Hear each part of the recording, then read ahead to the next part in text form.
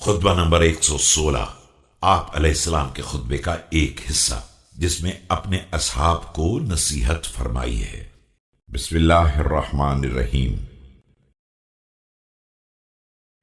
اللہ نے پیغمبر صلی اللہ علیہ وآلہ وسلم کو اسلام کی طرف دعوت دینے والا اور مخلوقات کے اعمال کا گواہ بنا کر بھیجا تو آپ صلی اللہ علیہ وآلہ وسلم نے پیغام الہی کو مکمل طور سے پہنچا دیا، نہ کوئی سستی کی اور نہ کوئی کوتاہی۔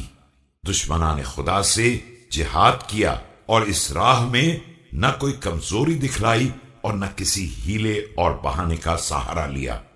آپ صلی اللہ علیہ وآلہ وسلم متقین کے امام اور طلبگاران ہدایت کے لیے آنکھوں کی بصارت تھے۔ اگر تم ان باتوں کو جان لیتے جو تم سے مخفی رکھی گئی ہیں اور جن کو میں جانتا ہوں تو صحراؤں میں نکل جاتے، اپنے اعمال پر گریہ کرتے اور اپنے کیے پر سر و سینہ پیٹتے اور سارے اموال کو اس طرح چھوڑ کر چل دیتے کہ نہ ان کا کوئی نگہبان ہوتا اور نہ وارث، اور ہر شخص کو صرف اپنی ذات کی فکر ہوتی،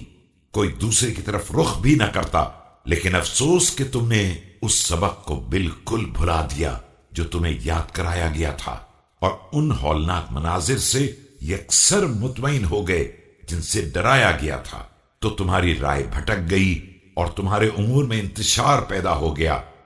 اور میں یہ چاہنے لگا کہ کاش اللہ میرے اور تمہارے درمیان جدائی ڈال دیتا اور مجھے ان لوگوں سے ملا دیتا جو میرے لیے زیادہ سزاوار تھے، وہ لوگ جن کی رائے مبارک اور جن کا حلم ٹھوس ہے، حق کی باتیں کرتے ہیں اور بغاوت و سرکشی سے کنارہ کرنے والے ہیں۔ انہوں نے راستے پر قدم آگے بڑھائے اور راہ راست پر تیزی سے بڑھتے چلے گئے، جس کے نتیجے میں دائمی آخرت اور پرسکون کرامت حاصل کر لی۔